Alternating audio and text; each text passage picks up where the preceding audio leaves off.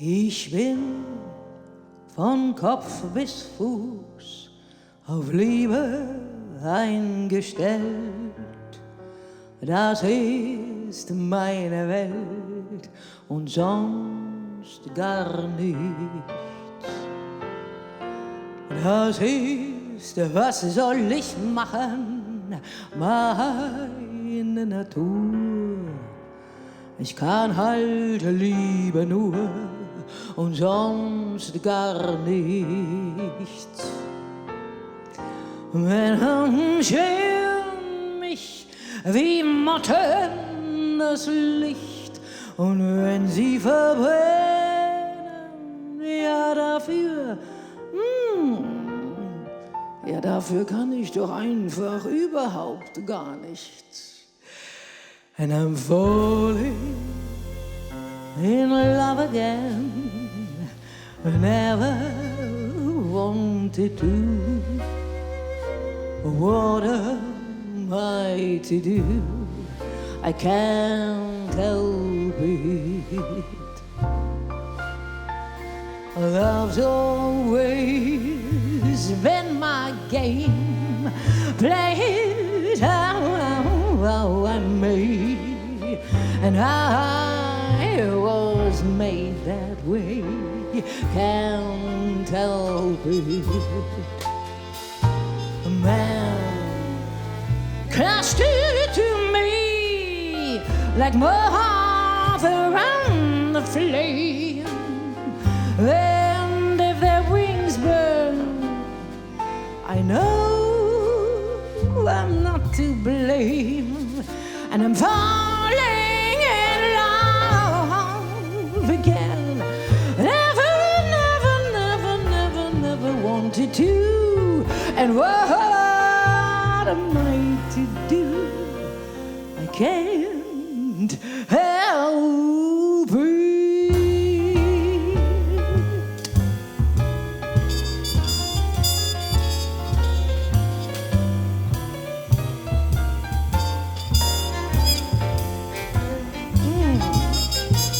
Falling in love.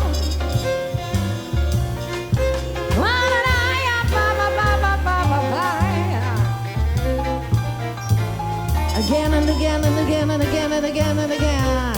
And I'm falling off beyond of my and I'm falling in love again with you and you. I'm falling and falling and falling and falling. Whatever did it when I'm falling and I'm falling in love again, and I'm falling in love again.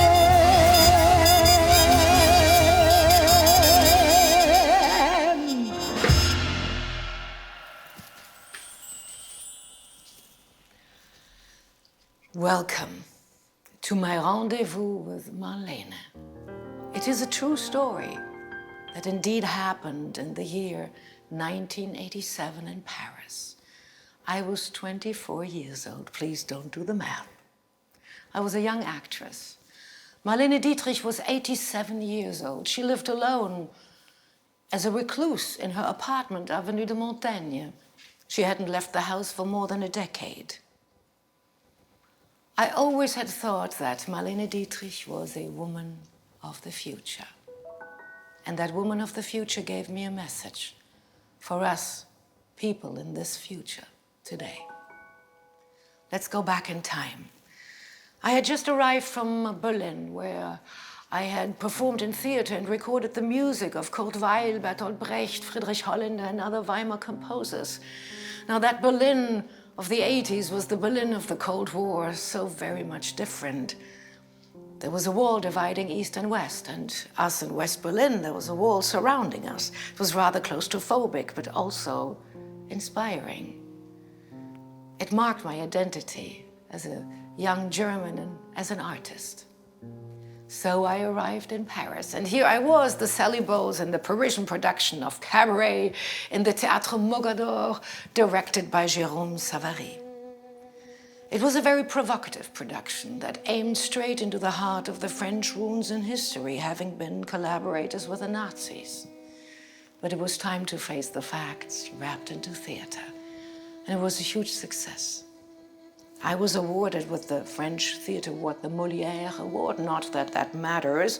What matters is the papers were filled with the quote, "La nouvelle Marlène, the new Marlene." Me? I thought, how can they compare me to such an incredible legend, a woman who was larger than life. She had so many chapters to her career. She had been a Weimar cabaret star, a most glamorous Hollywood diva, an internationally acclaimed chanteuse, and she was an American soldier in World War II. She was a German expatriate fighting against Nazi Germany, and for this bravery she had received from the French La Légion d'honneur, from the Americans the Medal of Freedom, from the Israeli the Medaillon of Valor, and many other honors.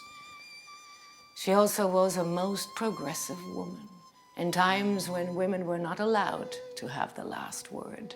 There she stood, emancipated, educated. She naturally leveled with the men. She was, in her style, masculine, feminine, androgynous. She was bisexual. She was a free spirit, and in her open marriage with her husband, Rudi, she was extremely polygamous. She was a woman of the future.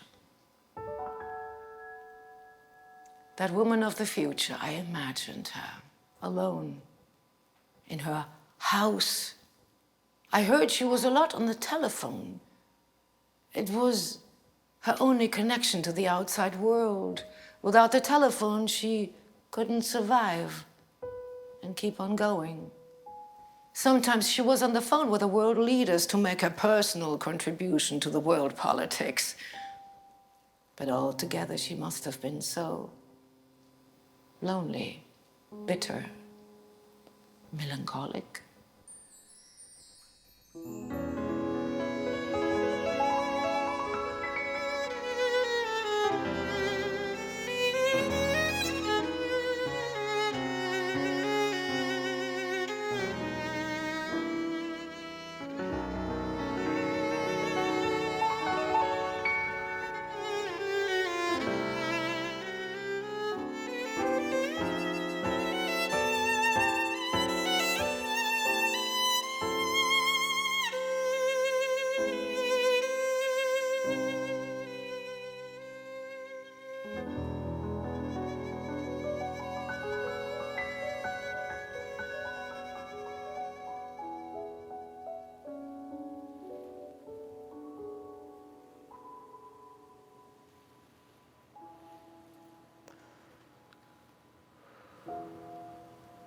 Music, champagne, dancing, all wonderful things that make you forget until you find something to remember.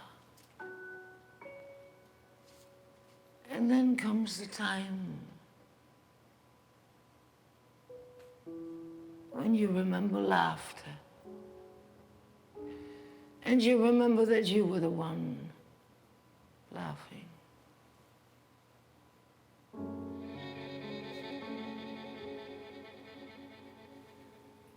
Nobody had told us before we had a name.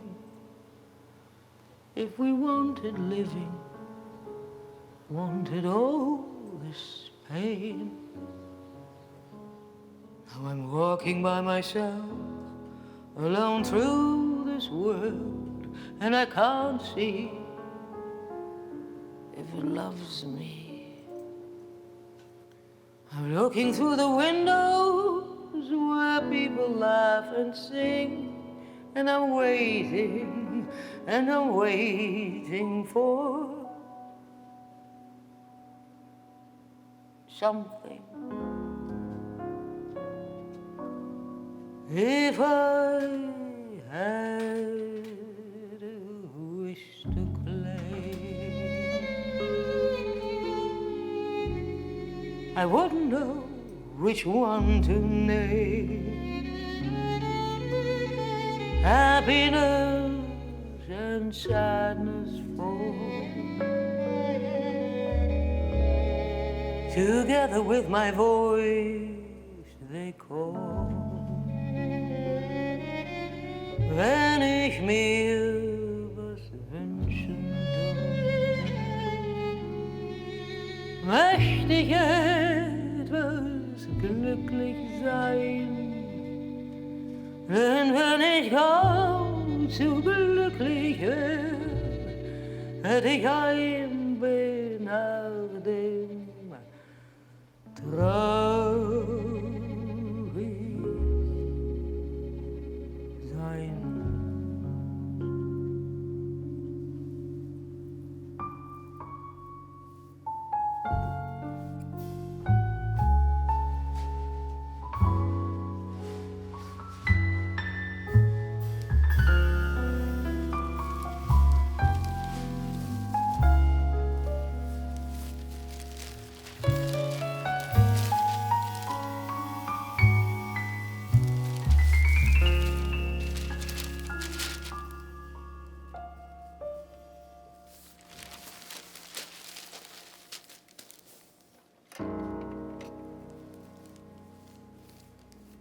Michael, ich bin's Marlene, kannst du mich hören?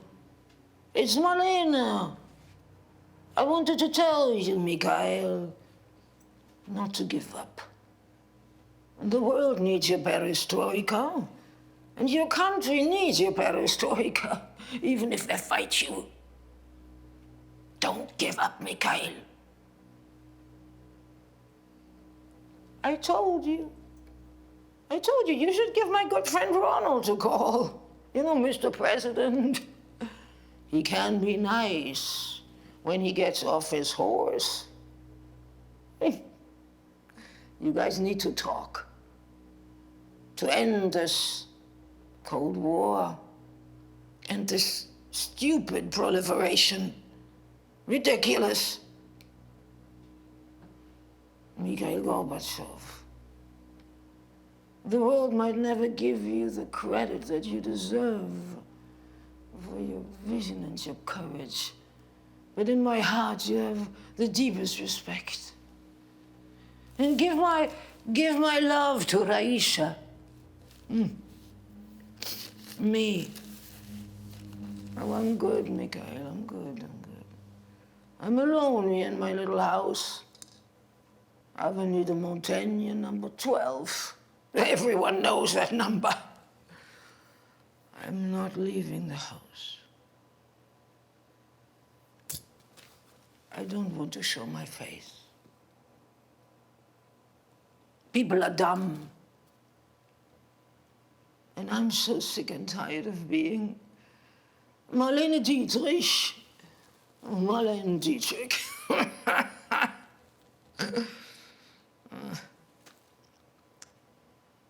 Like my good friend Jean Cocteau said, Jean Cocteau. My name starts with a caress and ends with a horsewhip. I love France. J'adore la France, mais je ne sais pas pourquoi. C'est comme ça, mais la France. It's so beautiful. The literature, the poetry, the language, the people, the style, the architecture, and of course the music. Oh, my soul belongs to France. My heart goes to England. And to Germany goes my dead body. I'm used to solitude. Not that I reconcile with it. I do have a rather entertaining life to remember, you know, full of discipline and passion. And if I could live it all over again, if I could live it again, I would make exactly the same mistakes, except I would start earlier so I could enjoy them more. Oh, my 500 lovers, my 1,000 lovers, those wonderful men and women. I still love them all. I don't love them. Love doesn't last, but friendship does. My very long, boring marriage to Rudy. Rudy, Schatzi, wherever you are, up there or down there, bless you. Down there.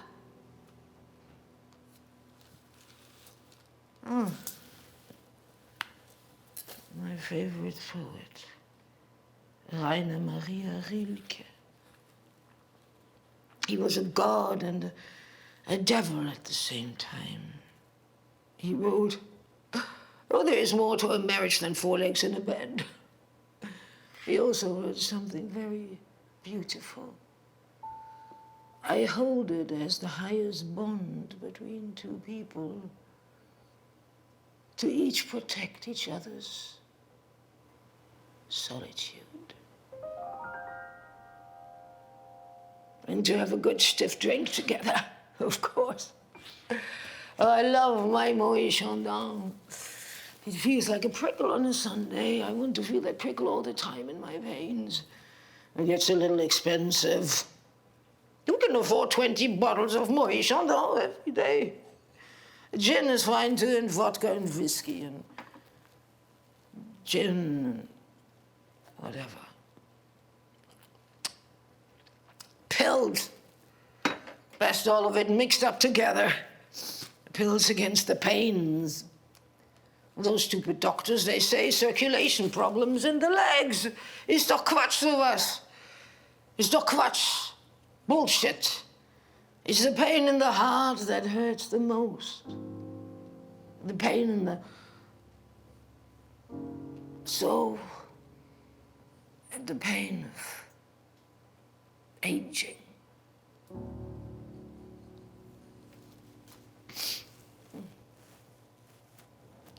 The stupid tape isn't working anymore. At one point, it's all too late. Mikhail, are you there? I'm sorry, I forgot to talk to you. Are you there, Mikhail? Bloody Mikhail hung up on me. What was I? Youth. I took everything for granted. And now I'm in such awe and wonder when I just see the sunrise in the morning.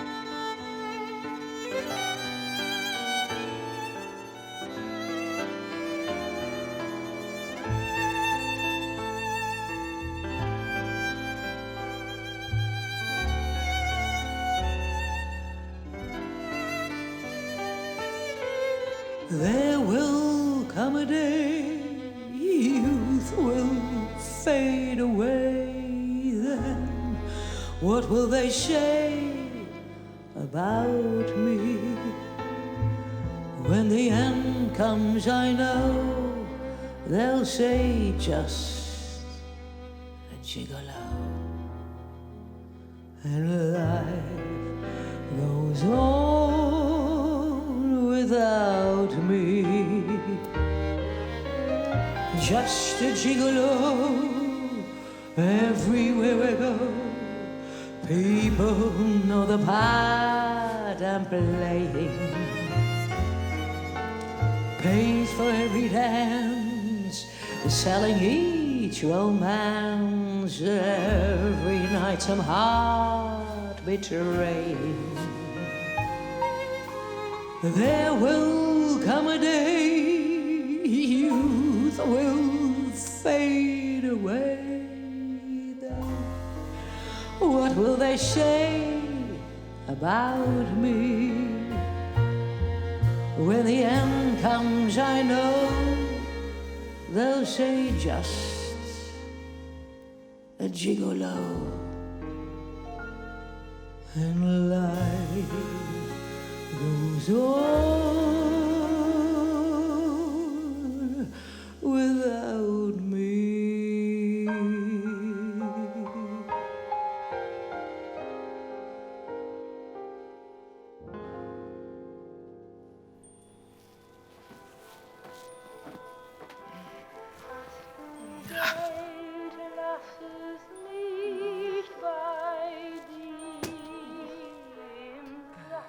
I received a letter the other day from a young German. Her name is Ute. She plays theater here in Paris. She seems to be quite good because the newspapers are writing the new Marlene, la nouvelle Marlene. Cute. Well, she also sings the music of Kurt Weill. Yeah, I even have her record. Ute Lemper singt Kurt Weill. So ein Quatsch. I sing it much better than she does. It's my music from my time in Weimar. I might call her back if I find her. I do like to telephone. It is my moment of happiness, and it keeps me living. I want to talk on the phone. I need to find her. In the meantime, I want to drink and to dream. The dreaming is much easier if you drink at the same time. If you drink too much, it all goes dark, though. The memories disappear. I need to remember. I want to remember. My best friend, my pianist, my mentor, my musical arranger, Bert Bacharach. And I wish I could say my composer, but he is all our composer. Is that you, Bert, over there? Bert, is that you? Hello, my dear. I miss you. Remember, we had such a wonderful time, Bert, you and me. Oh, you seduced me, or I seduced you, whatever it was, and you made me perform in Vegas. I didn't want to, but you seduced me. It was wonderful. Oh, remember, what was that song again? Written by Harold Arlen.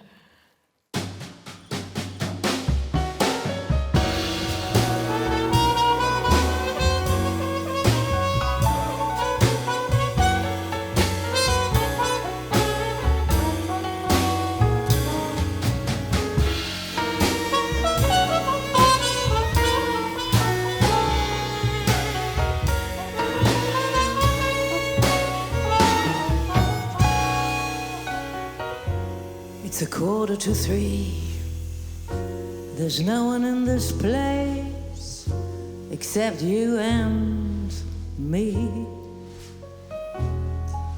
So set 'em up, Joe.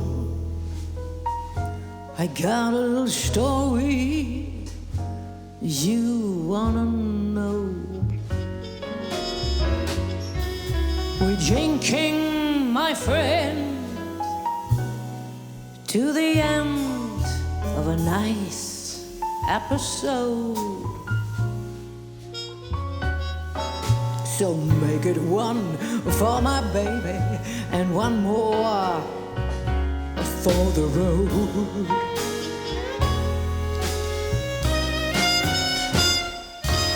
I got the routine, just drop another nickel in the machine. I'm feeling so bad, I wish you make the music dreamy and sad. I could tell you a lot, but there's not in a gentleman's code. So make it one for my baby and one more for the road.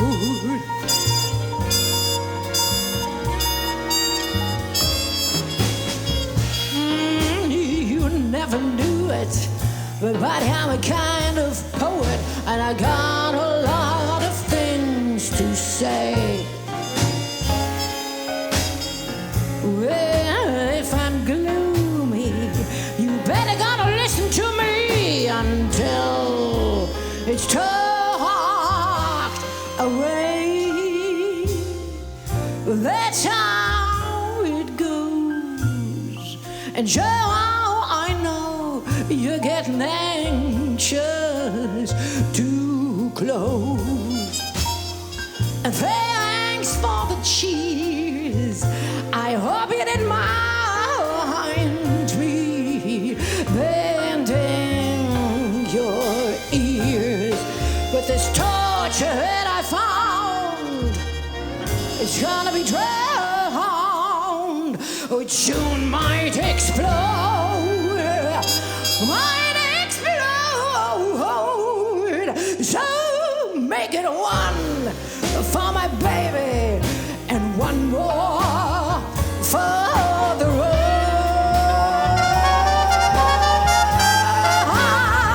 So make it one for my baby and one of the fitting for the road.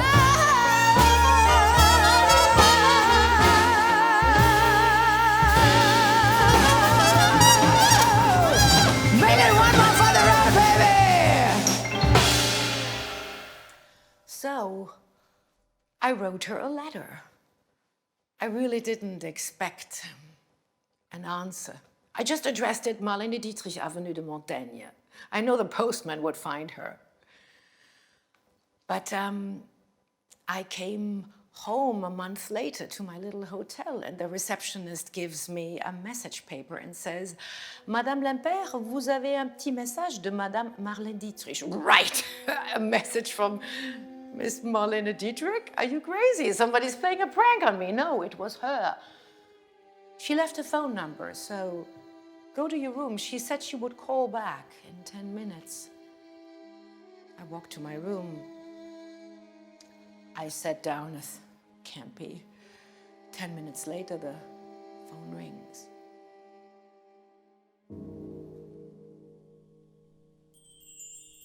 Ute, ich bin's, Marlene. Ich wollte mich bedanken für diesen wunderschönen Brief, den Sie geschrieben haben. Thank you for the lovely letter. It is rather respectful. You know, I don't receive such letters nowadays anymore. May I ask you how old you are? I'm 24. I thought you were older.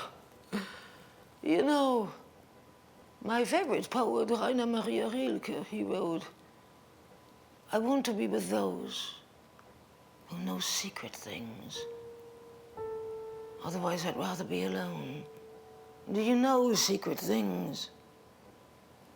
And be patient with those secrets of life and those matters of the heart. As if they were books written in a foreign language yet to be understood. As if there were rooms yet to be discovered. Just live and enjoy until gradually, without even noticing, you would just live into the center of those secrets. Miss Dietrich, thank you so much for calling me. I can't even imagine. Thank you. I'm really nervous. May I ask you some questions about your life? Questions? No. No questions. This is not an interview. I just want to talk. Talk about myself. You know, people don't really know me. They know my voice, my legs, my movies. But they don't know me. I've always kept my personal life very separate from my public persona.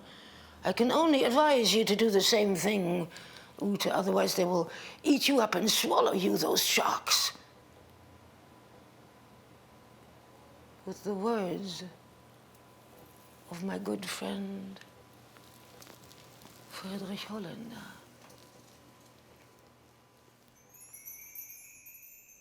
Keep up the illusions. Cameras, lights, beauty, perfection, shadows, a close-up.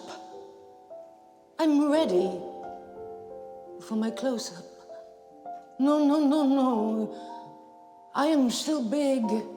It is the pictures that got small. Illusions.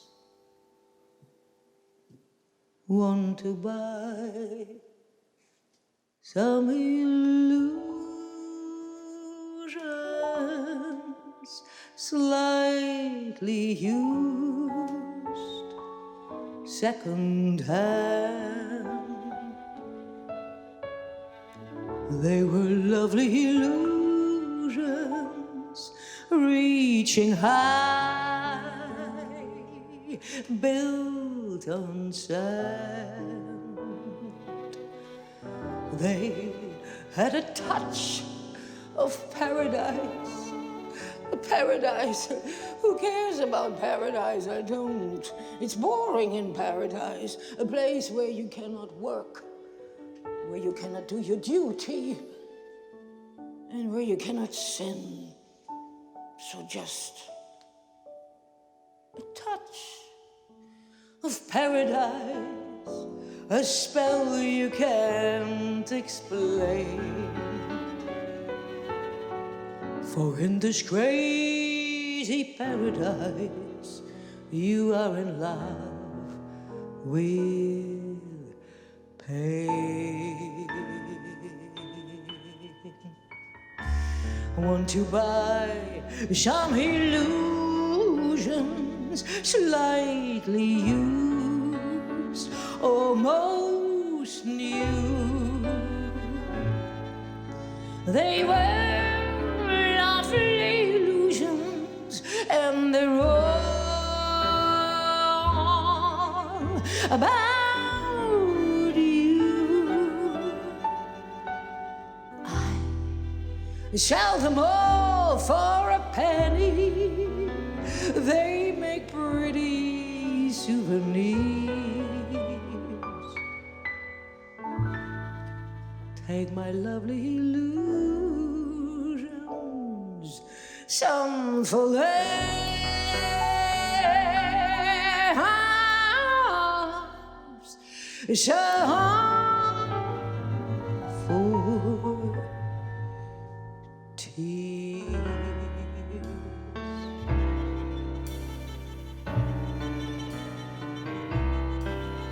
For tears and memories and photographs and close-ups and pictures and very special memories only, and laughter. Some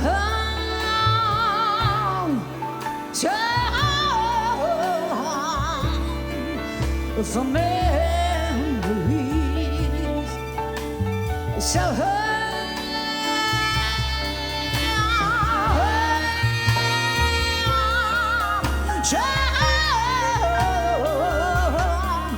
for memories and photographs and close-ups and laughter and tears and beauty. No, no, no, no, no. I'd say take the inevitable with dignity and keep your tears a secret.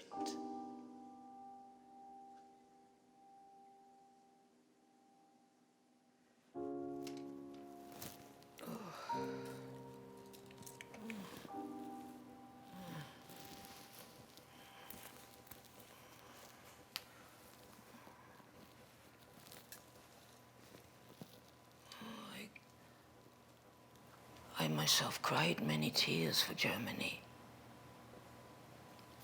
But those tears have dried. And I washed my face with a good bottle of Moët Chandon. I can tell you it took a very large bottle of Moët Chandon to wipe away and to drink away the term traitor of the fatherland. Vaterlandsverräterin. I can say the Germans and I no longer speak the same language. It was 1960. Bert and I, we wanted to give concerts in Germany. We went to Berlin and Baden-Baden, but the people were gathered in front of the concert halls, screaming at me with banners, "Marlene, go home!" There was the smell of stink bombs in the air, and there were bomb threats. I could only think, who wants to throw bombs nowadays? Oh, they hated me for having fought against them, against Nazi Germany as an American soldier. And they still hated me. Still. All these years later. That was before you were born, you know, when they were just about to build the first generation of this wall between East and West. I missed Germany so much. It was my upbringing, my mother, my father, my childhood, my culture, my language. With whom could I share my love for Rainer Maria Rilke if not with a German who understands the fabulous original? I never wanted to go back. I didn't. But then I did. It was 1962. I performed for the UNICEF Gala in Düsseldorf. It was very, very difficult.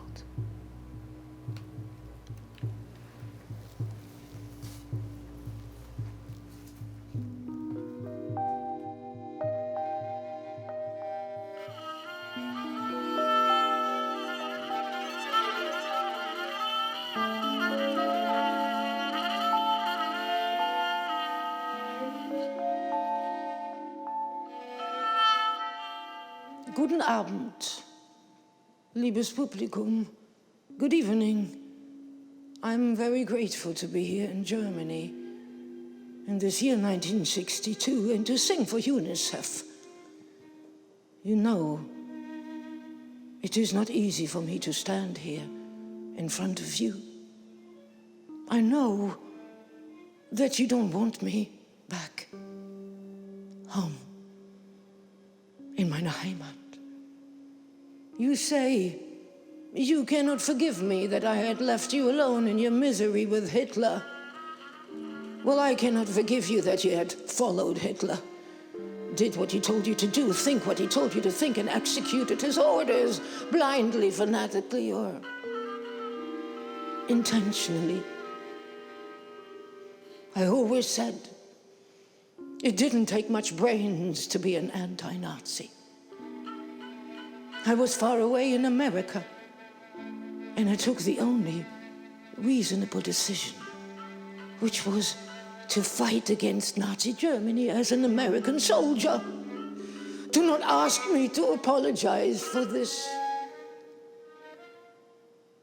I won't. I hated Hitler so much. It darkened my soul and poisoned my body. Therefore, I want to sing an American song, one of my most meaningful songs written by Pete Seeger, about the senselessness of war and the inevitable cycle of history. People, nations,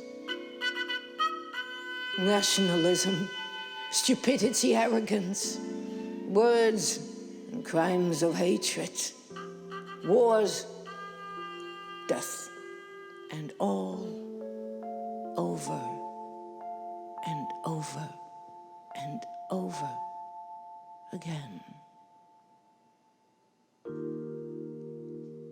Sag mir, wo die Blumen sind, wo sind sie geblieben?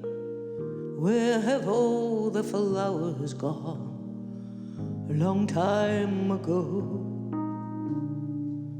Where have all the flowers gone? Girls have picked them, every one. When will we ever learn? Wann wird man je verstehen?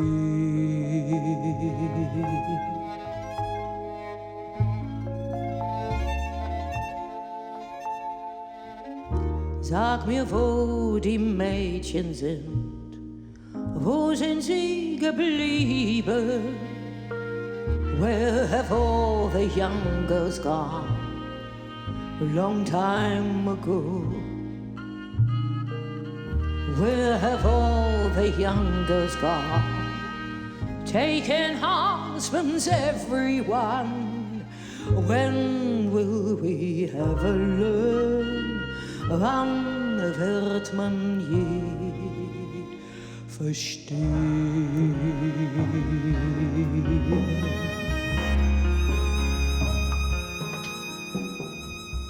Sag mir, wo die Männer sind, wo sind sie geblieben?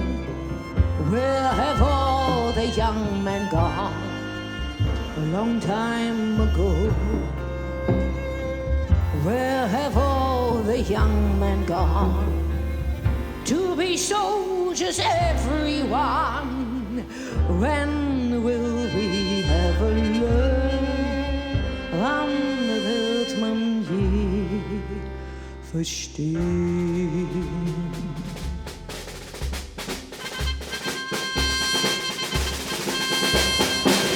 Sag, wo die Soldaten sind, wo sind sie geblieben? Where have all the soldiers gone? A long time ago. Where have all the soldiers gone? Gone to graveyards, everyone. When will we ever learn? Wann wird man je verstehen?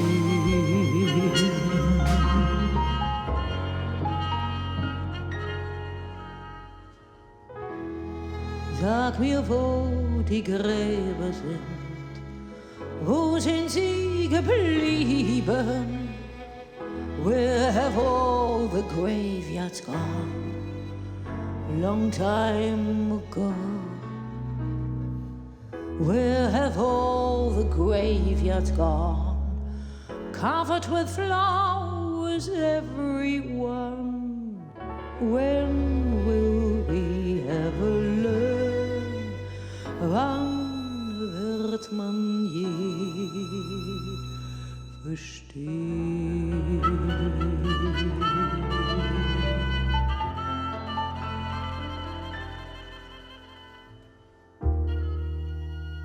Qui peut dire où sont les fleurs du temps qui passe? Qui peut dire où vont les fleurs du temps passé? Sag mir, wo die Blumen sind. Mädchen, pflückten sie geschwind. When will we ever learn? Wann wird man je verstehen?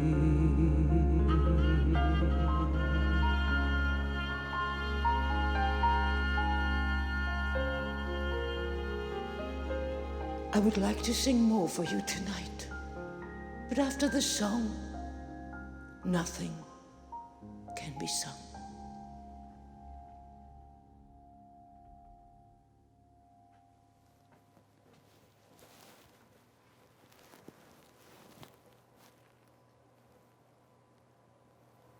I always hated autocrats and fascists, and I always liked breaking the rules. Give me a rule and I'll break it. Kiss me and I'll break your heart. It's my favorite line from that movie, The Devil is a Woman. Joseph von Steinbeck.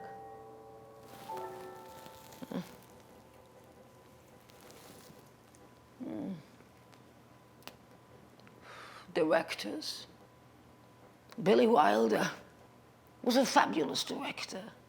Not so great lover, but a fabulous director. A great sense of humor he had.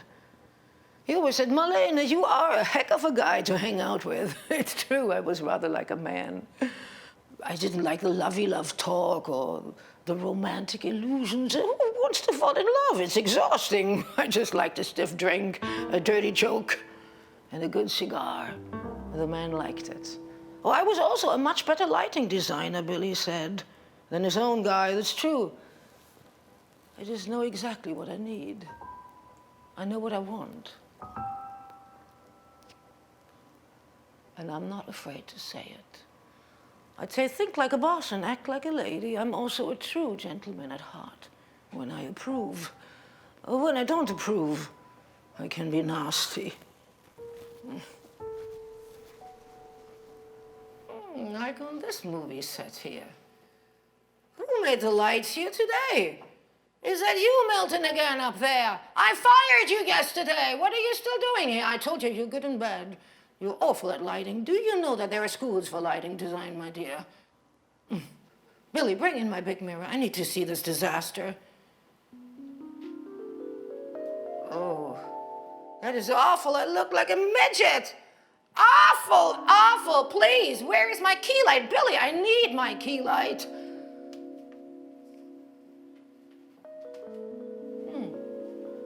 That's better. Perfect. Little higher up the key light, yes. The shower and the enhancement. Perfect. Oh, I love perfectionism. By the way, I dress for the image. Not for the man. Not for fashion. Not for myself. I just dress for the image. And by the way, darling, you can stop looking at my legs now. They're not that good. You know, Billy always used to say, Marlene, your legs are not that good. You just know what to do with them.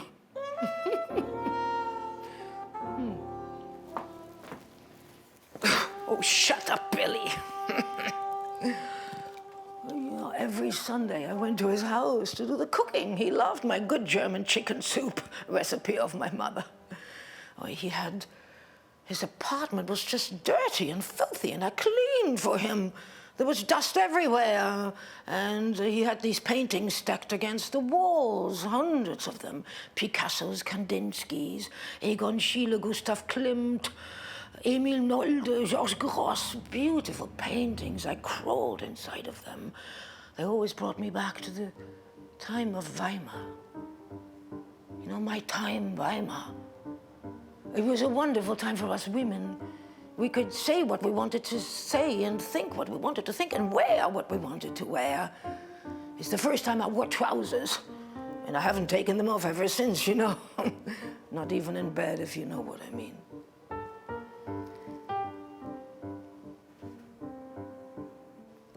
And we had wonderful composers writing music for us about freedom of expression. And then came the year 1928. Emil Jannings had asked Joseph von Sternberg from Hollywood to shoot the movie The Blue Angel. He came to Berlin and looked for a leading actress. He saw me in one of those cabaret shows with Rosa Valetti and Hans Albers. I was in the back of the show. I had one line to say. The next day I received a phone call. Marlene, please come and meet Mr. von Sternberg. I went, he said, Magdalena, sing for me. I said, not Magdalena for you, excuse me. For you it's Marlene, it's Magdalena only for my mother. What should I sing for you? I didn't bring a song. I know the script. There's no part for me in this movie. I'm not good enough for the role of Lola. There are no small parts, so please don't waste my time, don't waste your time. I was outrageous. He loved that. I got the part. And he fought for me against everyone. Nobody liked me. Imagine. Well, I looked awful, I have to admit. I was big and round. I hadn't lost the weight after the birth of my daughter Maria. And the hair and the makeup, it looked like a tree stump with a mop on top. I had never worked with a director. Never. So I just executed his orders. Well, us Germans, we are very good at that. Yes, you know that, Ute. Executing orders. My mother always had told me, do what you need to do your duty, follow the orders, execute them, and do not challenge them. Don't cry for yourself, cry for the others. And that is exactly what I did.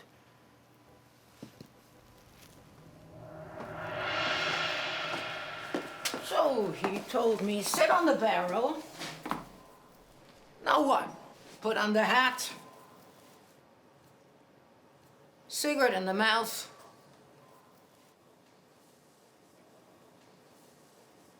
Now what? Turn to the right. Mm-hmm. Left leg up over the right leg, okay? Hold it with your arm, lean back and look over your shoulder. And now play the trumpet, he said. The trumpet? I don't play the trumpet. I play the violin. I was actually almost a concert master. I studied in Weimar a bunch of years and then I broke my wrist. I started singing, not very good, but it worked. But he said, play the trumpet, okay, I'll play the trumpet.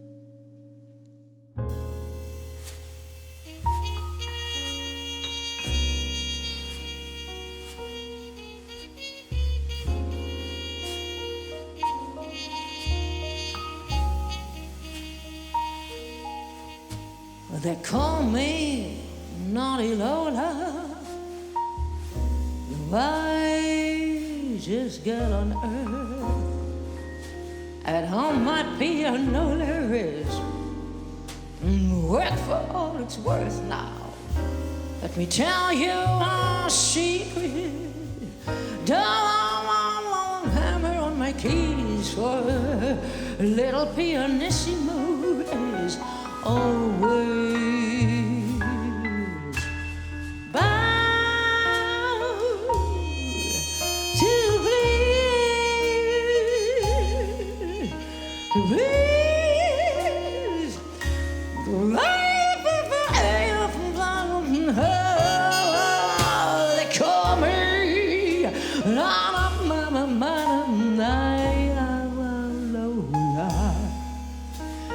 how my pianola is worth for all it's worth now. And the boys all love my music, can't keep them away, so my little pianola is working night.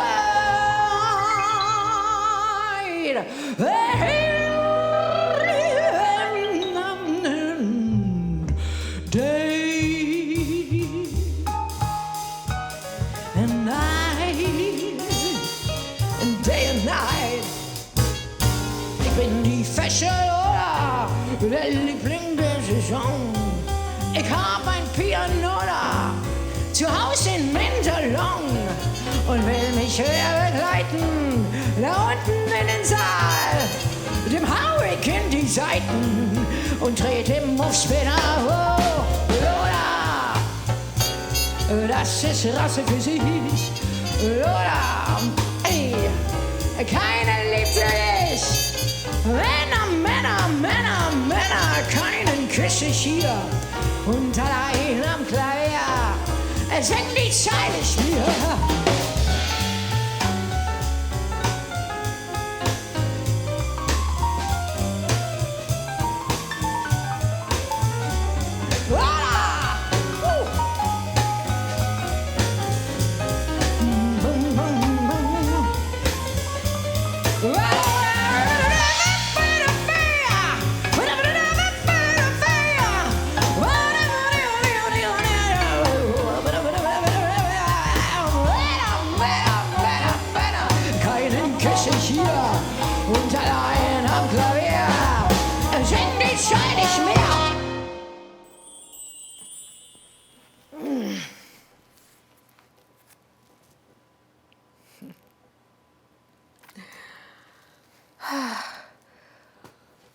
When I heard about the success of the Blue Angel, I was already on a boat, traversing the Atlantic Ocean.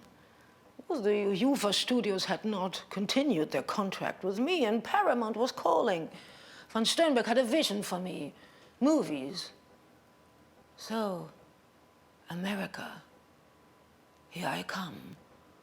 I had no idea what America was. I thought it was Candyland. It was beauty, romanticism and music everywhere. And then there was Mickey Mouse. I thought half of the American audiences must be children, that they can laugh at this creature. And the other half had their brains frozen by this horrendous air conditioning everywhere. And there was Greta Garbo. She had just done her first speaking movie. Well, first there was Greta Garbo, and then came Marlene Dietrich. I'm sorry, Garbo. Oh, we were good friends later on. And then there was the Wild West. And my movie, Destry Rides Again, George Marshall it was. Oh, there were whiskey bars and poker games and fist fights. Oh, I loved it. I beat up that woman on set. It was wonderful. And lots of drinks and cowboys. Oh, my cowboys. And, of course, there was John Wayne.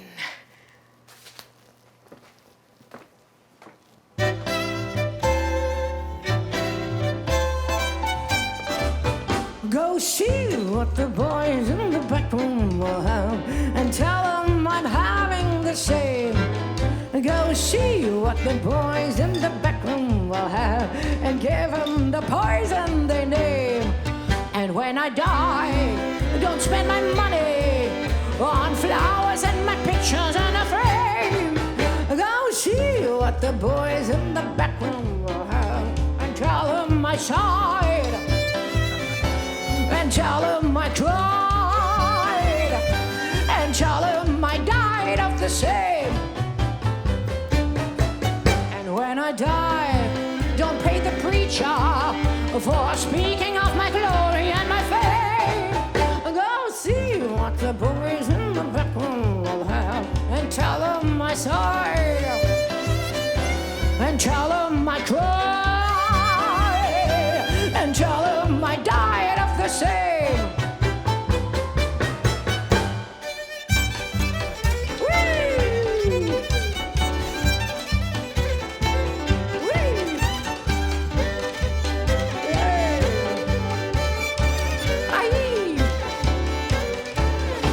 Go see what the boys in the back room will have and tell them I'm having the same.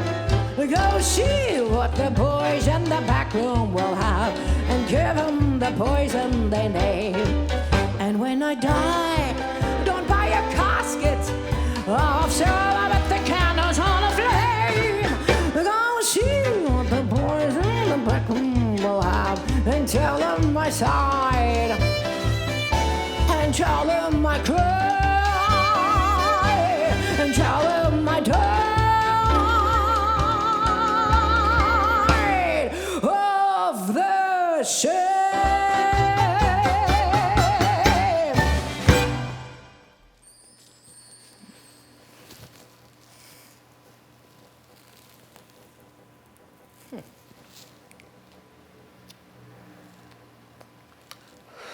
You there? After the success of the Blue Angel, the Germans wanted me to come back to them. They wanted me to become their movie star for the Nazis and appear in films by Leni Riefenstahl and others. Of course, I didn't want to go back. I heard from my good friends, Jewish immigrants from Berlin that had arrived in Los Angeles, how they were treating the people there, the Jewish people.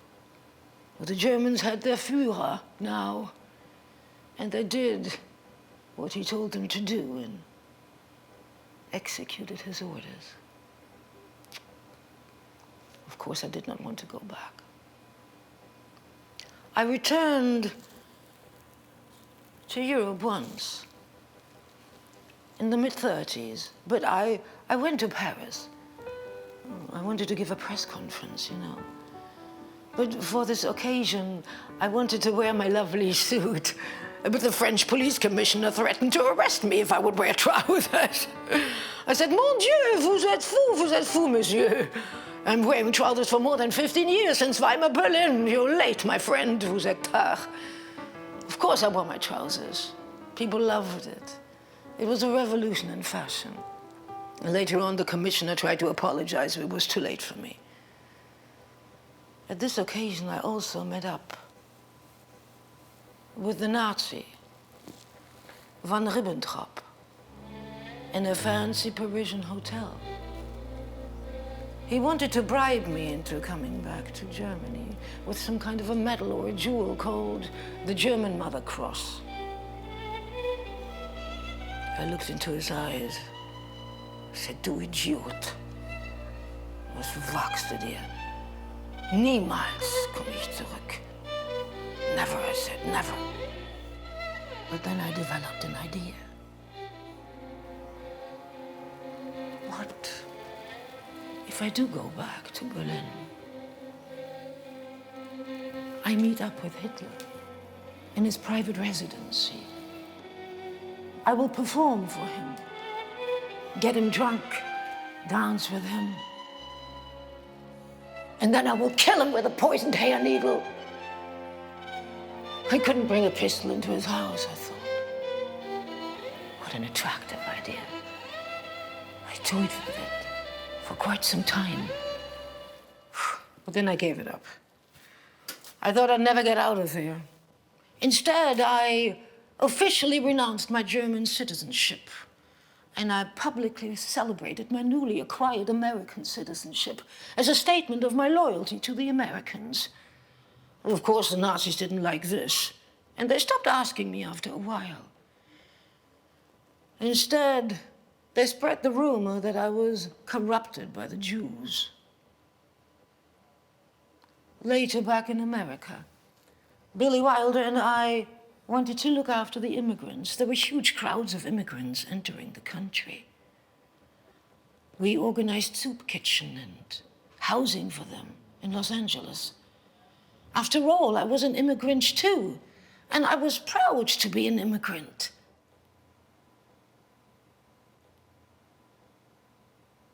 Then things got worse, and the war started. You know, I decided to sign up for the army.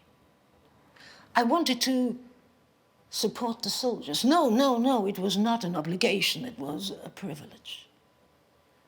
I want to lift their morals, perform for them at the front lines, and that is exactly what I did.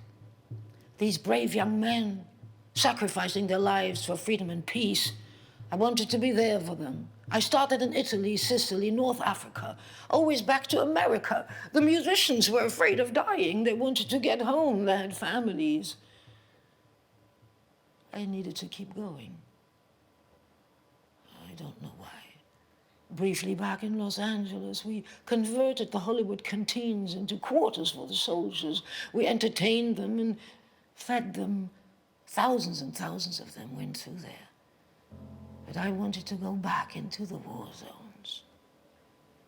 I traveled through Iceland and Ireland, England, and then to France. And the front line moved back and forth, and I just kept singing for my soldiers, my boys, my boys. Sometimes in the trenches covered in mud, dirt everywhere, with the bombs flying above our heads. After 18 months straight out at the front lines, Billy Wilder said, "Marlene, you're spending more time at the front than General Eisenhower." It is true. It was a hard time. But also a wonderful time that I will never forget. I was surrounded by men. They were just everywhere, my boys, everywhere. I especially liked the generals. I have to admit that their mattresses were much softer than those of the simple captains. They were all serving their country, and I wanted to serve them. Whoever knocked at my door, at my barrack, I wanted to make that soldier happy. Even if it took just 2 minutes, well, often it didn't even take 1 minute. Then came the year 1943, and I remember my song appeared at the Belgrade military radios. It was broadcast all over Europe to the British, the Russians, the Portuguese, the Spanish, the Greek, and the Germans. Goebbels hated that song. He called it kitsch with the smell of corpses. He thought it would be terrible to bring down the morals with thinking and dreaming of love and home. But for 3 minutes, everyone beyond all nationalities and wars dreamt the same dream. A dream of love. Underneath the lamplight, by the barrack gate, darling, I remember the way you used to wait. There that you kissed me tenderly, and you loved me, you'll always be my lily of the lamplight, my own lily Marlene.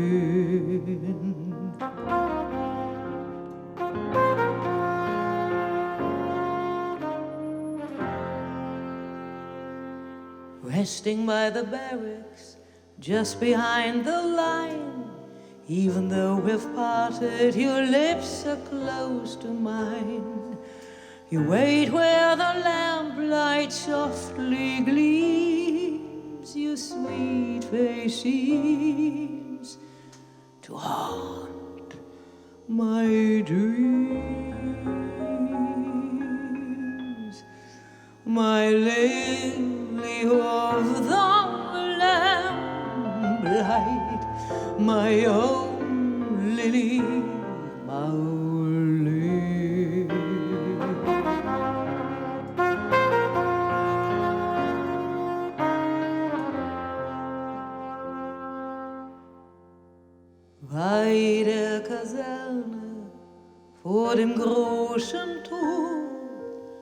steht eine Laterne und steht sie noch davor. Dann wollen wir uns wiedersehen,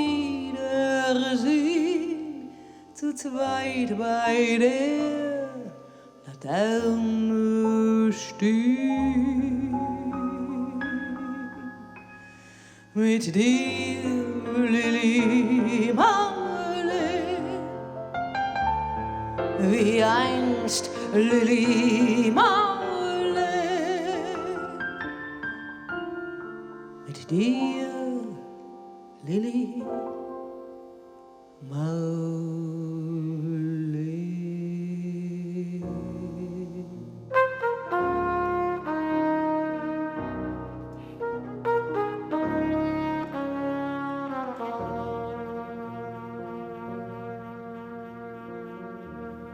No, we didn't have any titles. Just in case of capture, I would have been Captain Dietrich. I should have been a general, of course, but Captain, okay. I was very afraid of capture. Can you imagine? An expatriate fighting for the enemy. What they would have done with me, the Germans. They would have thrown me into one of those concentration camps, shaved my head, and hung me publicly or worse. I was very afraid.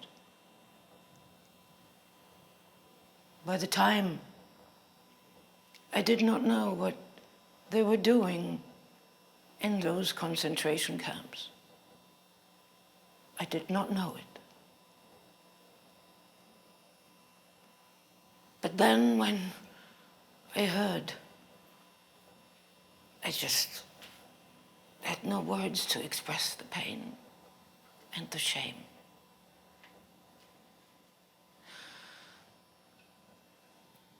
No, I did not know about the gas chambers, and I did not know about the millions and millions of people, Jewish people mostly, and children they had killed. So I thought, if God had created this world, if he really had, then he has to go back to the drawing board and start all over again, revise his creation. The capacity of evil in the human being, that must be a mistake. God, paired with the longing for love, what a concept for suffering. And then I thought, my country of composers and philosophers, thinkers, poets, how could that entire country have sold their soul to the devil? Well, thank God many of my good friends had made it out in time. Can you imagine Hollywood without the Jewish European immigrants? It wouldn't be the same. It wouldn't be my Hollywood. Those people of culture and chutzpah and creativity, it wouldn't be my Hollywood. And then I thought if Hitler wouldn't have destroyed the Weimar Republic after the year 1933, the 60s would have happened in the 40s already, and right there in Berlin. Right there. And we would be on our 9th female president now. Then the war ended. And in America, life just kept on going as if nothing had happened. In Europe, it was different. So much destruction.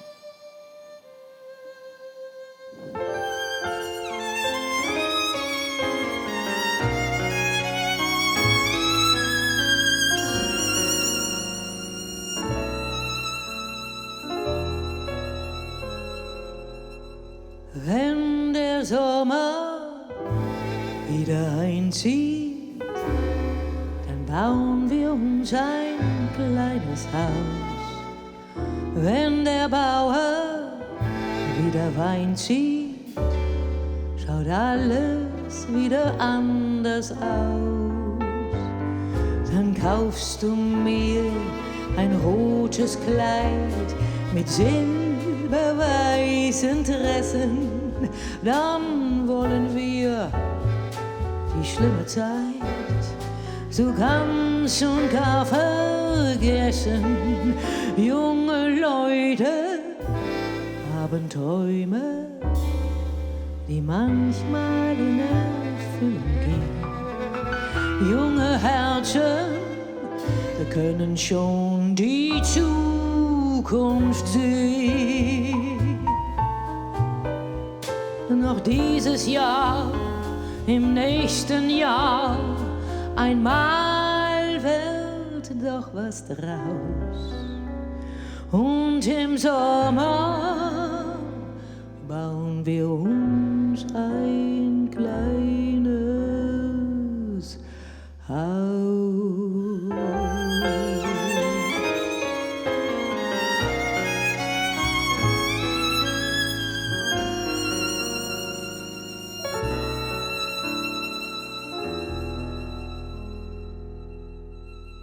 A prisoner of war, writing a letter to his Marie. He says, one day I know I will come back. Wait for me. Make sure you wait. Im Frühling sagt man, werd ich frei sein. Marie, ich glaub fast nicht daran. Doch mal muss all mein Leid vorbei sein. Ach, wie wär ich glücklich dann.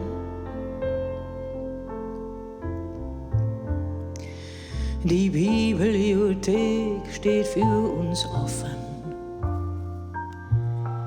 Ich lese nie ein Magazin. Die Dichter schreiben viel vom Hoffen. Mein bester Freund ist Hölderlin. Marie, Marie, wann kommt ein Brief von dir? Marie, Marie, für 1204.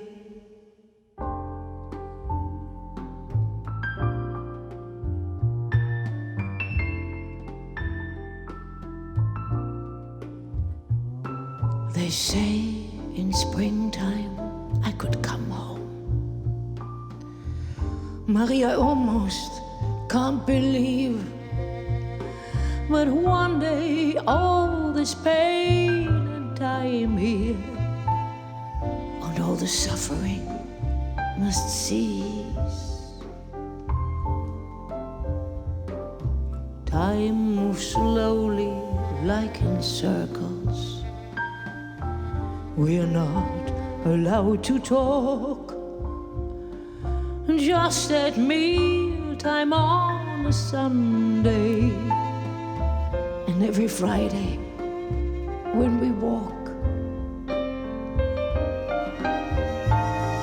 Marie, Marie, when comes a letter from you? Marie, Marie, for 1,402. A few months after the end of the war, Billy Wilder asked me to come back to Berlin with him. He wanted to shoot the movie A Foreign Affair in the ruins of Berlin. I said, Billy, that is terrible. You can't use that scenery of reality. He said, Marlene, das machen wir. Wir fahren nach Berlin, und zwar sofort. We arrived in Berlin. We took a little propeller airplane and circled over the city. The pilot almost crashed the plane. There was nothing left of the city, of my city. Just ruins and rubble. I couldn't believe my eyes.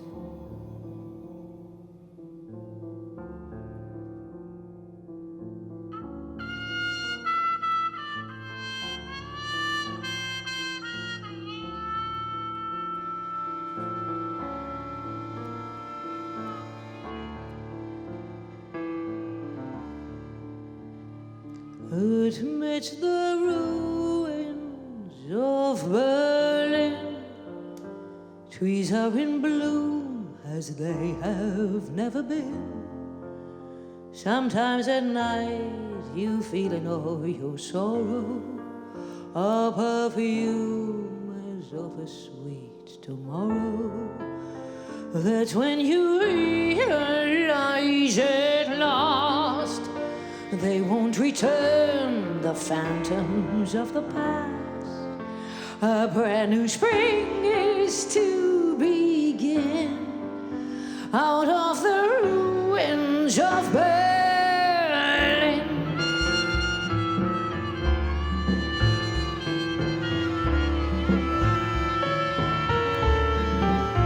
In den Ruinen von Berlin fangen die Blumen wieder an zu blühen.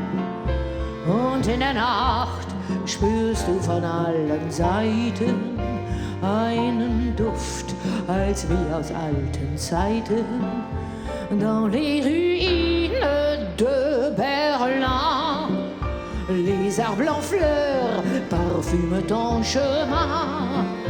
Inada tua linda Berlina, nacznacianoja wesna.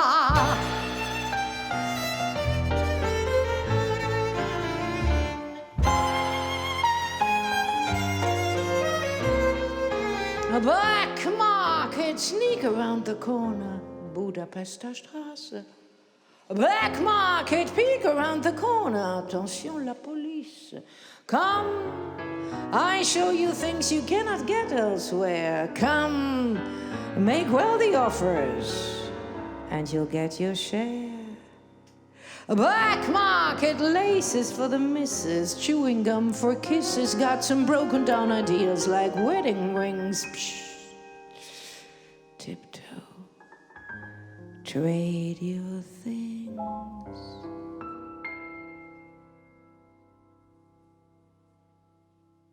I'll trade you for your candy, some gorgeous merchandise. I come around rich or dandy, 6 by 9, just your size. You like my porcelain figure, a watch, a submarine, a Rembrandt salami, black lingerie from Veen. I'm selling out, take all I've got. Ambitions, convictions, the works. Why not? You buy my goods, and boy, my goods are hot.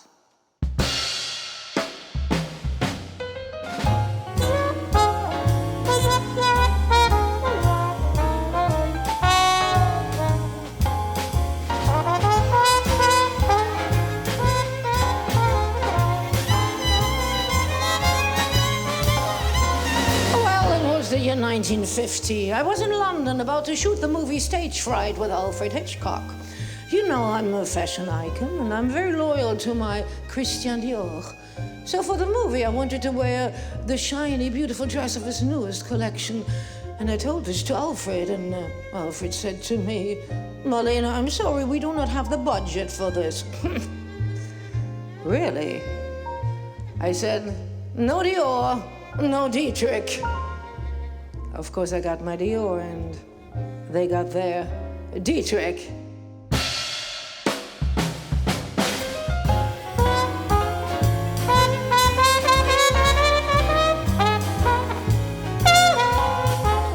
It's not 'cause I wouldn't, it's not 'cause I shouldn't, and you know it's not 'cause I couldn't, it's simply because I'm the laziest gal in town. My poor heart is aching to bring home the bacon, and if I'm alone and forsaken, it's simply because I'm the laziest gal in town. Sure, I'm more than willing to learn how these girls get money to burn. Every proposition I turn down, way down. It's not 'cause I wouldn't, it's not 'cause I shouldn't, and you know it's not 'cause I couldn't, it's simply because I'm the laziest gal in town.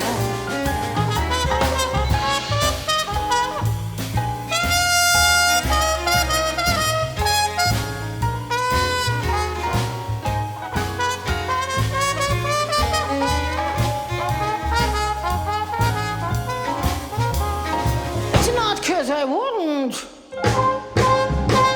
It's not 'cause I couldn't.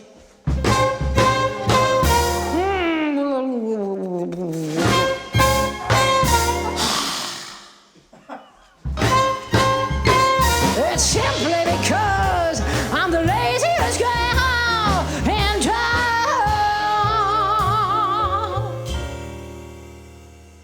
Nothing ever worries me. Nothing ever hurries me.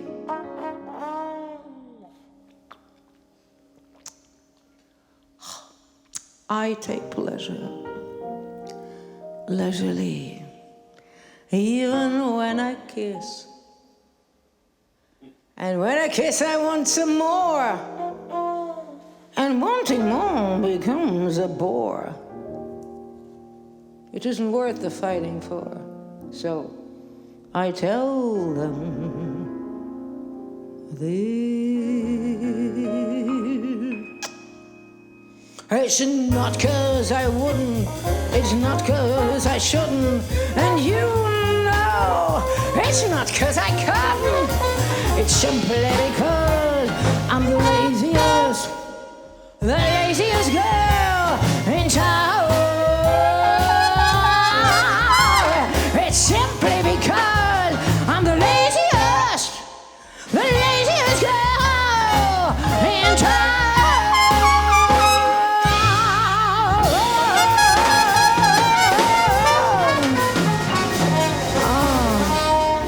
I am so lazy.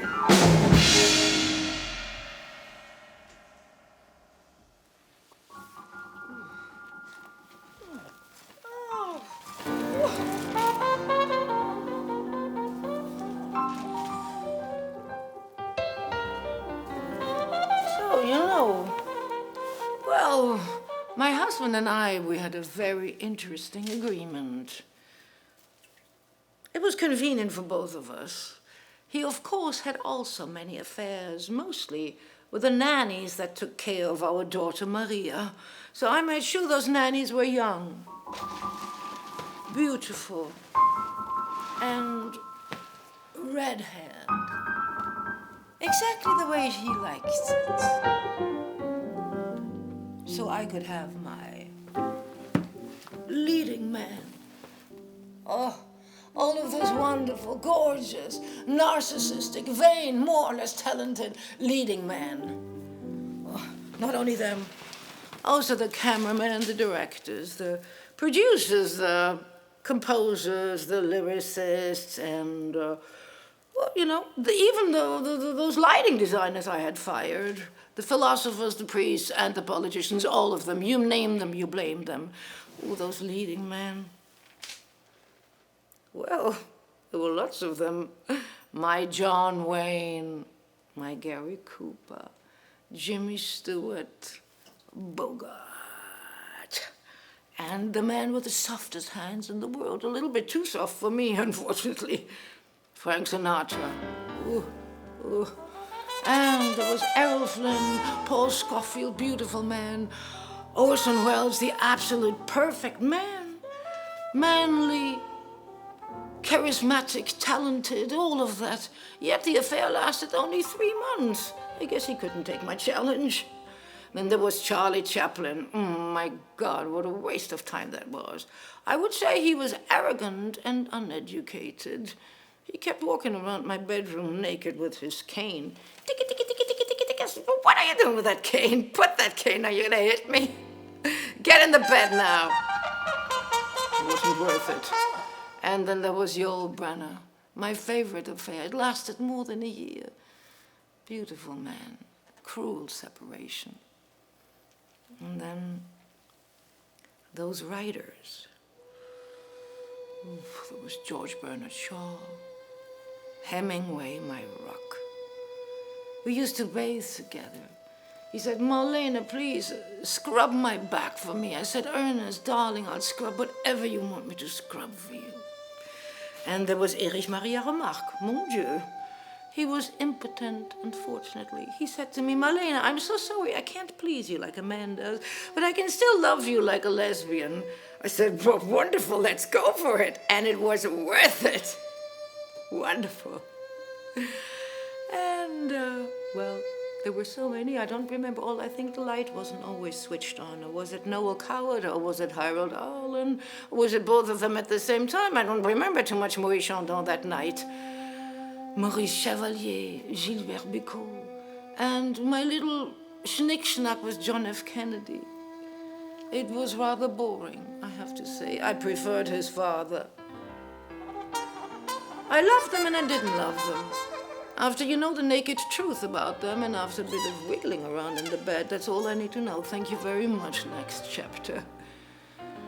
But we always stayed good friends. They could call me at 4 o'clock in the morning and moan about their wives. I was there for them. Well, of course I also liked women. Why not? When I find someone attractive, I want to make love to that person. No matter whether it's a man or woman, who cares? The equipment works a little different, that's it. Women can be beautiful. Well, in America, everyone is obsessed with sex, and in Europe, we just do it and get on with it. That Jean Harlow, what a beautiful girl, those little waists and the tits. I couldn't get enough of her. Mae West. She had a loud, squeaky voice. I said, Mae, what's she saying? She squeaked and squeaked through her orgasms, one after the other. I said, Mae, keep it down, the neighbors, the neighbors. Some of the women refused me. I absolutely have no idea why on earth a woman would do that. Like Judy Garland. What a brood. I tried to get her in the bed. She refused. I said, click, click, click with my heels, and it didn't work. She didn't come. She kept mocking me. Said, oh, come on over the fucking rainbow with me. Come on. She didn't do it. Greta Garbo. Whether I ever succeeded in seducing her, well, that stays a mystery. My most lovely affair with a woman was probably with Edith Piaf. Edith Piaf. We were together for a year. It was a beautiful affair. We had so much fun. We laughed and we drank and we danced and we sang together and we drank more. She was like a daughter to me. I was like her mother. Well, before midnight, of course, only. I brought her to America. I put her on stage in Carnegie Hall. I made her sing in English for those dumb Americans who don't want to sing and listen and understand other languages. Je t'ai dit, il faut chanter La vie en rose en anglais pour les Américains. Je dis, non, absolument pas. Je vais pas le faire, Marlène. Je vais pas chanter en anglais. C'est terrible, c'est ridicule, c'est banal. I said, you have to do it. It worked. They swallowed it. She was so fragile. She always fell in love with these bums. I said, don't fall in love, it's exhausting, just have some fun. She wouldn't. She didn't have this piece of discipline inside of her that I always had. And then she fell in love with Marcel the boxer, and the boxer died in a plane crash.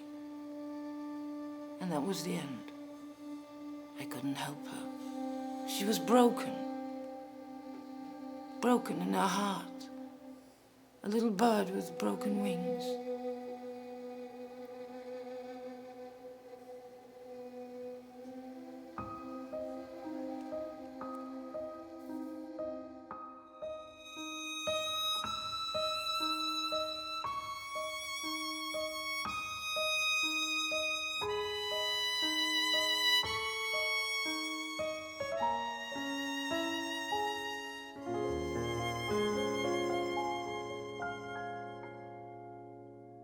Que reste-t-il de nos amours?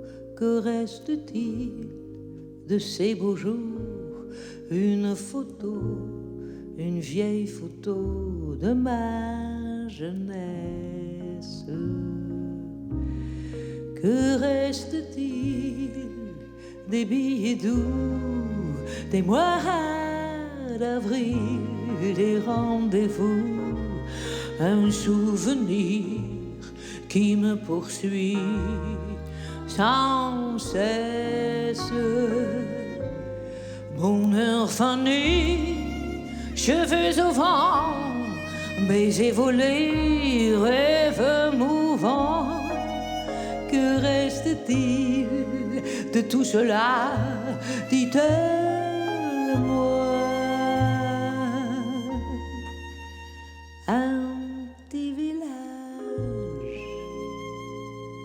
Vieux clocher, un paysage si bien caché, et dans un nuage, le cher visage de mon pensée.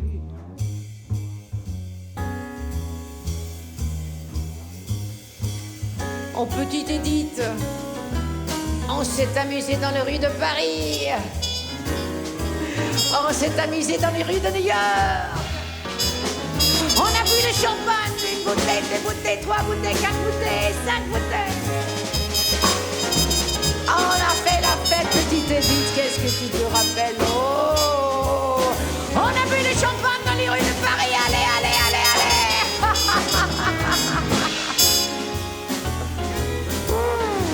Que reste-t-il? Que reste-t-il? Que reste-t-il?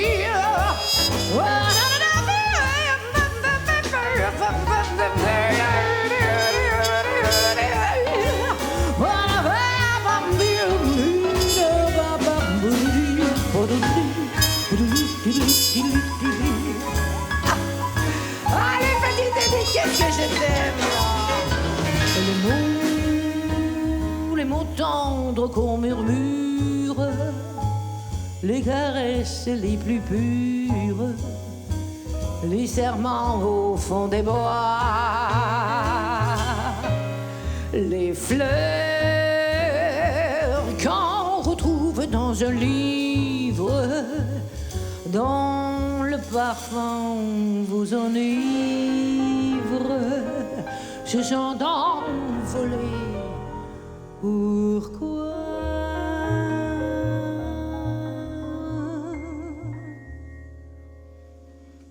Que reste-t-il de nos amours? Que reste-t-il de ces beaux jours? Une photo, une vieille photo de ma jeunesse. Que reste-t-il des billets doux, des mois d'avril, des rendez-vous, un souvenir qui me poursuit sans cesse. Bonheur fané, cheveux au vent, baisers volés, rêves mouvants. Que reste-t-il de tout cela? Dites-le-moi.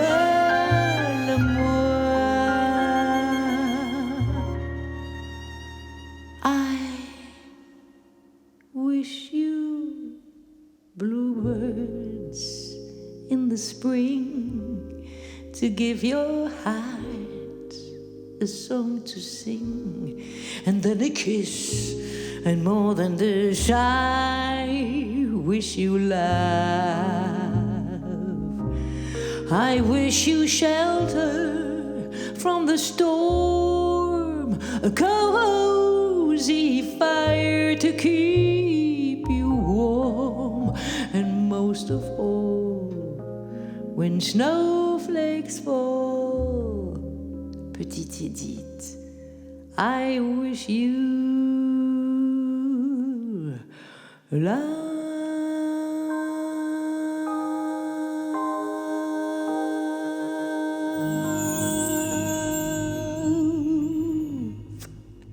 Qu'est-ce que je t'aime, petite Edith.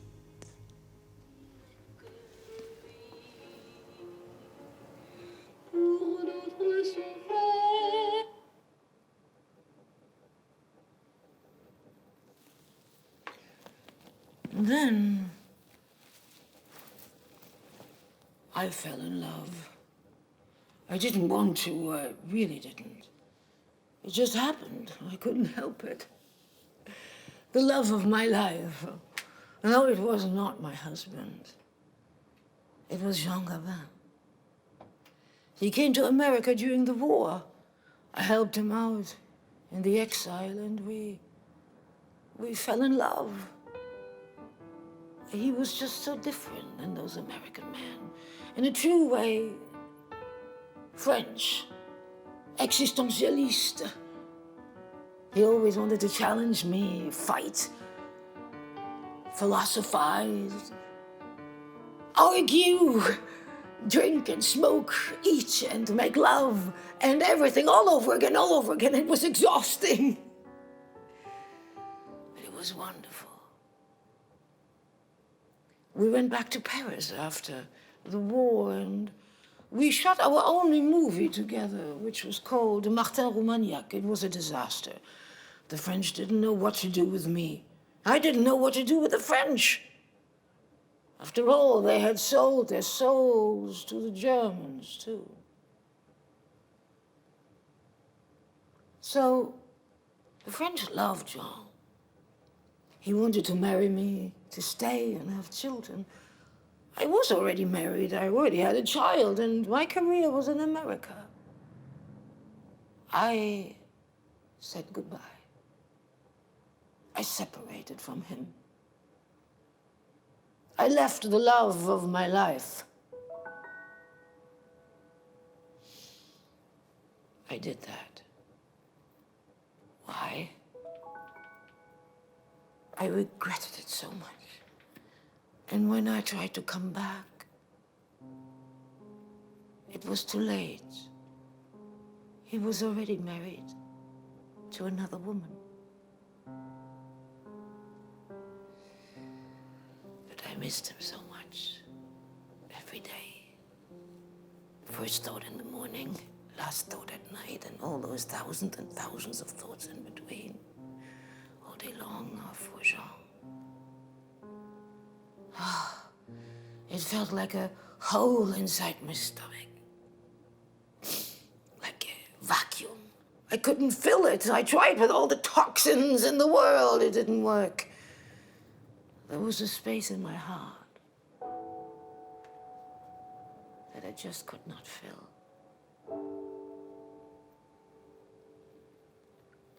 Sometimes I couldn't walk straight. During the best moments and the greatest times, that empty space was there more than ever.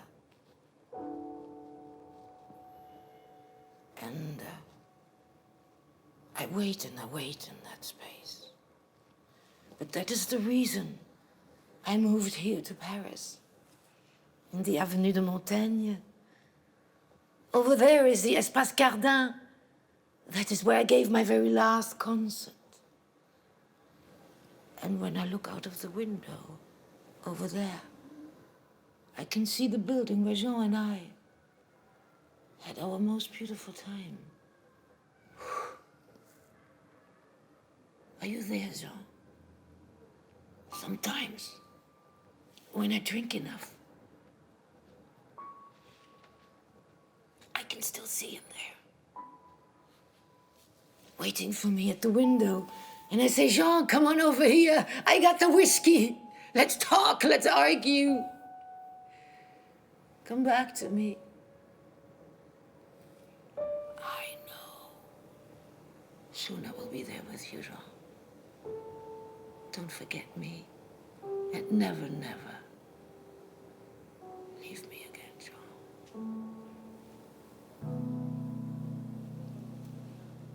Ne me quitte pas. Faut oublier, tout peut s'oublier, qui s'enfuit déjà.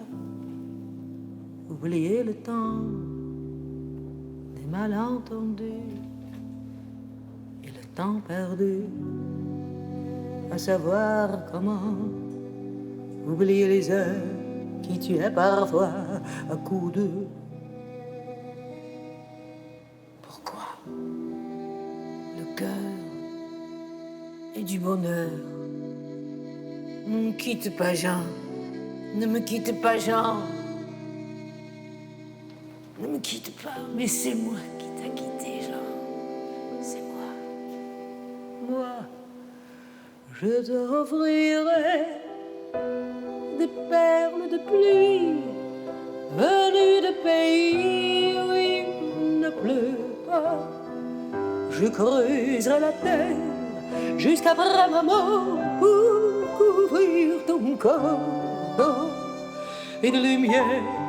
Je ferai un domaine où l'amour sera roi, où l'amour sera roi, et tu seras roi. Ne me quitte pas, ne me quitte pas, ne me quitte pas, Jean, ne me quitte pas,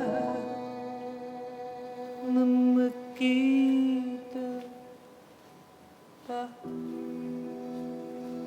Je ne veux plus pleurer, je ne veux plus parler. Je me cacherai là à te regarder danser et sourire.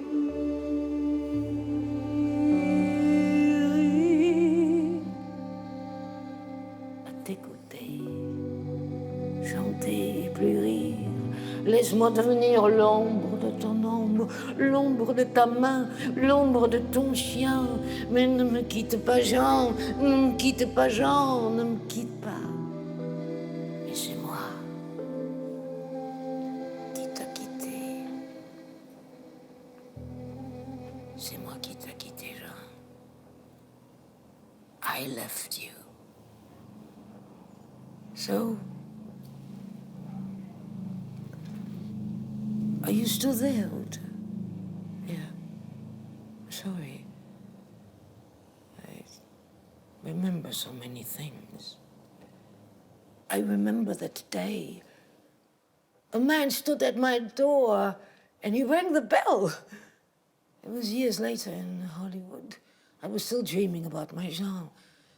He said, I want to make music with you. Well, he was 20 years younger than me, and I thought that might be a good idea to forget my pain.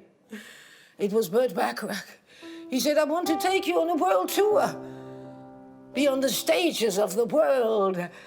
I want to write new arrangements for you. Your old ones are terrible. I said, okay. We started in Vegas. I just needed to be beautiful and wear gorgeous dresses and seduce the masses.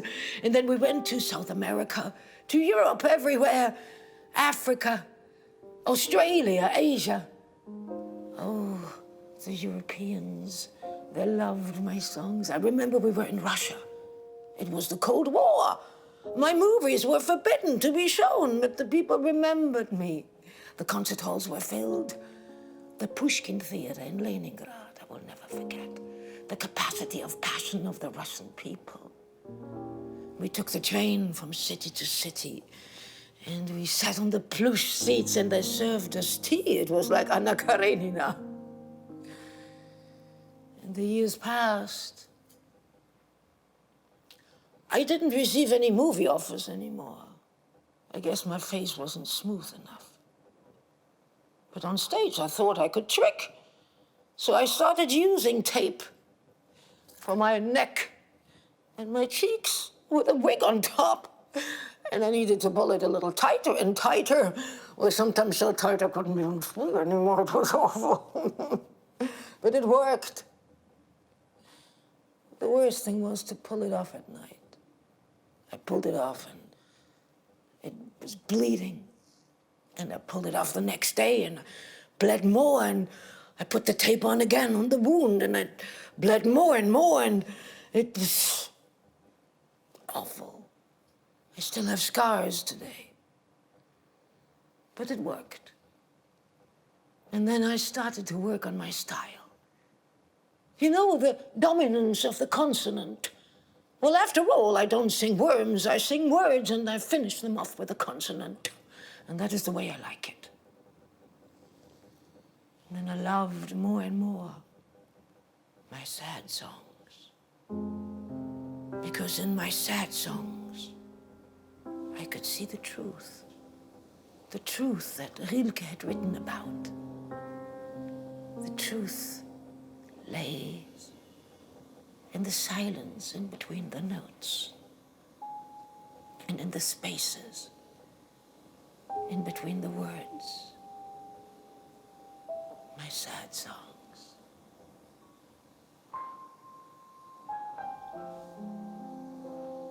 Can you hear it? It's so heavy. The silence in between the notes. My boys, good evening. I would like to sing for you. Are you there? Jimmy, Johnny, Joe, Louis. I am still here for you.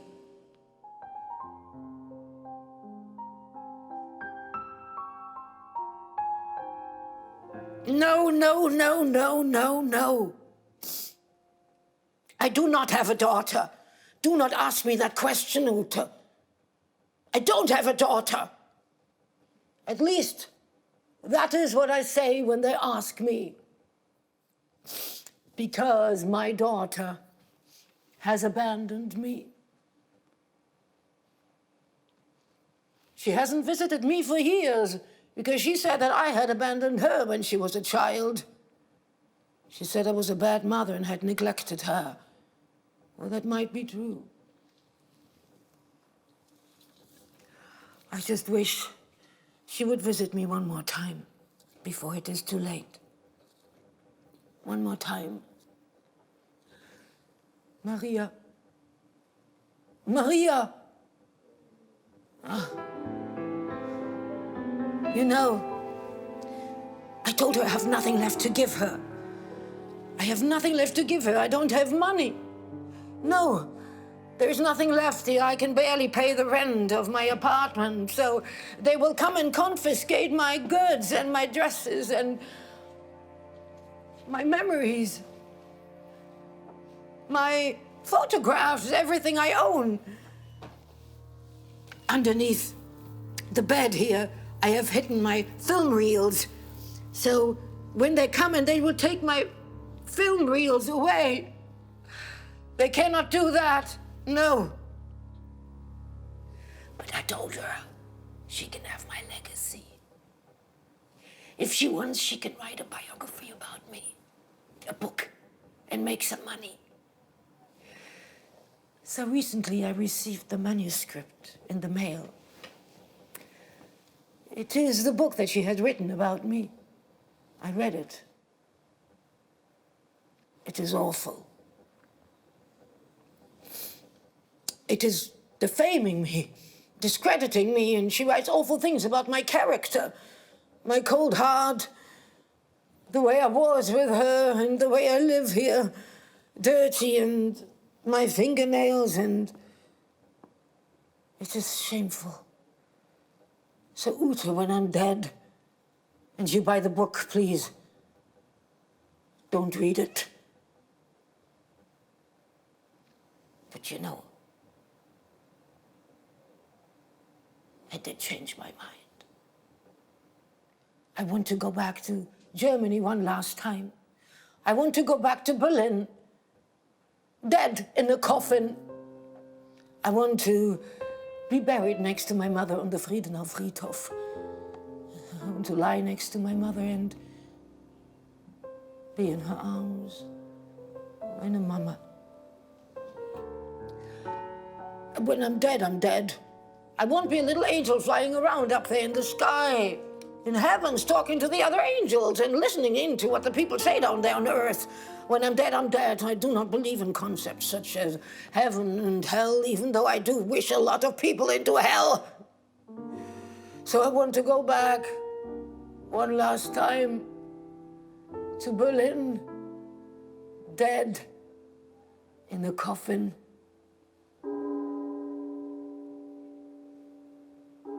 It is late. I have to stop it. I have to hang up Ute. I'm sorry, did I talk too much? Yes, maybe. The plumber is coming. He's coming. Oh, Marlene, it's 11 o'clock at night. The plumber isn't coming now. Oh, yes. Maybe one day you can tell my story, Ute. You can tell my story. You will know when it is time. Good night. Good night. I never called her back. I didn't dare. I know I had the phone number, but I didn't call back. So, a year later, it was 1989, the Berlin Wall fell, and Marlene Dietrich appeared publicly on German television to congratulate the country for the fall of the wall. Then she appeared again a year later to speak out for the survival of the Babelsberg film studios, the old studios where they had shot The Blue Angel. My good friend Volker Schlöndorff, fabulous German director, became the director of the Babelsberg studios, and he was the one who brought me in the middle of the 80s, actually, to the apartment of Billy Wilder in Los Angeles.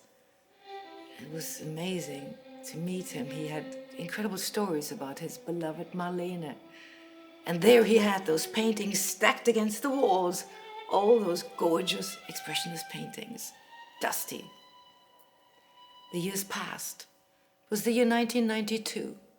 I was hired to be Lola in the Blue Angel in Berlin in Theater des Westens under the direction of Peter Zadek.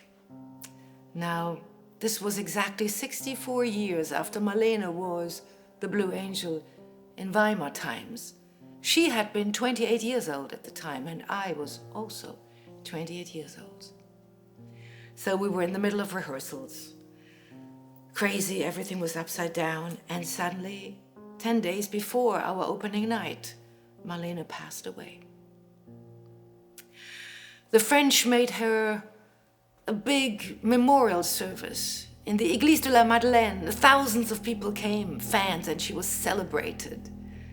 Then her coffin was shipped, as she had told me on the phone, to Berlin. Now the mayor had organized a celebration in the Deutsche Theater Berlin for Marlene, but that celebration needed to be canceled the very same day because the protesters against Marlene, some of them were neo-Nazis, threatened to disturb the performance. So there was the funeral. It was a small funeral. I was there. Maybe 100 people were there. It was magical, secretive, strange. I put a rose on her grave. And I do remember that there was the smell of stink bombs in the air. The mayor wanted to call the street Marlene Dietrichstraße, where she had lived throughout the years of Weimar. But the inhabitants of the street said, no, we don't want that name on our street sign. A couple of weeks after the funeral, Maria Riva, Marlene's daughter, published her book, Meine Mutter Marlene, My Mother Marlene. And she advertised it on every major television talk show all over America and Europe. Then came the year 2001. Now it was Marlene's 100th birthday. And now the pages had turned. She was a status symbol of Berlin now. Yes, there was a Marlene Dietrich Square next to the Potsdamer Platz, and every hotel bar and every drink in every coffee shop was called Marlene Dietrich. It took 100 years. My years passed too. I lived in many different places where she had lived, between London, Paris, New York, since 1998. And hey, my picture is still up on the billboard on Broadway for more than 23 years now for the musical Chicago, and those producers haven't paid me a dime for that. But for 25 years now, more I guess, I am a resident alien immigrant. And I like it. On good days, I'm home everywhere. On bad days, I'm home nowhere. I raised my 4 wonderful children in New York. But what was it what Marlene wanted me to tell you with her voice? She wanted to talk about people, nations, stupidity, about women, the empowerment of women, the intelligence of women. She wanted to talk about history, never to forget and always to remember. And she asked the question: Sag mir, wo die Blumen sind. Mädchen pflückten sie geschwind. Wann wird man je verstehen? Wann wird man je verstehen?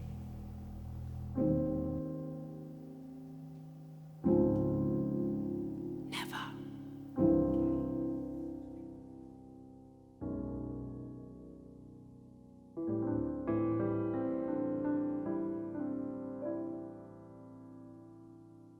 How many roads must a man walk down before you can call him a man?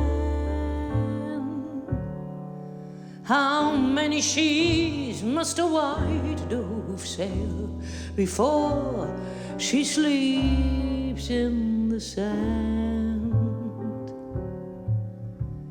How many times must the cannonballs fly before they forever banned?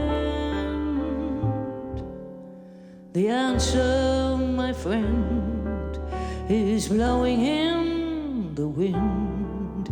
The answer is blowing in the wind.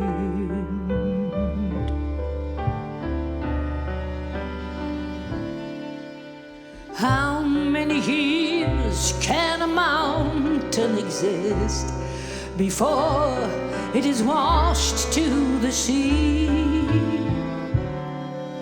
How many years can some people exist before they're allowed to be free? How many times can a man turn his head, pretending he just doesn't see? The answer, my friend, is blowing in the wind. The answer is blowing in the wind.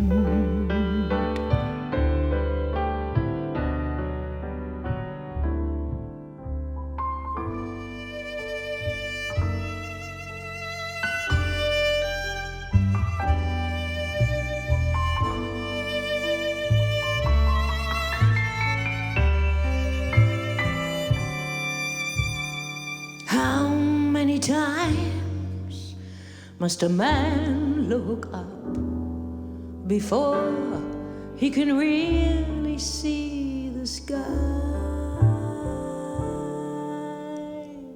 How many ears must a man have before he can hear people cry?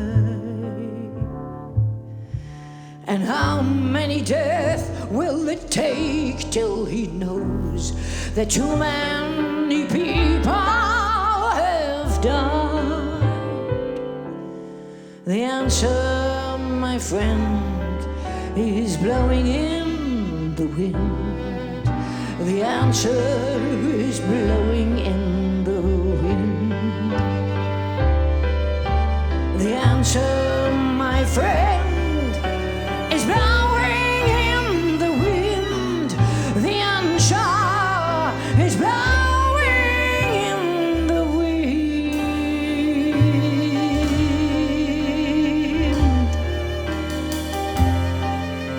Die Antwort, mein Freund, weiß ganz allein der Wind. The answer, the answer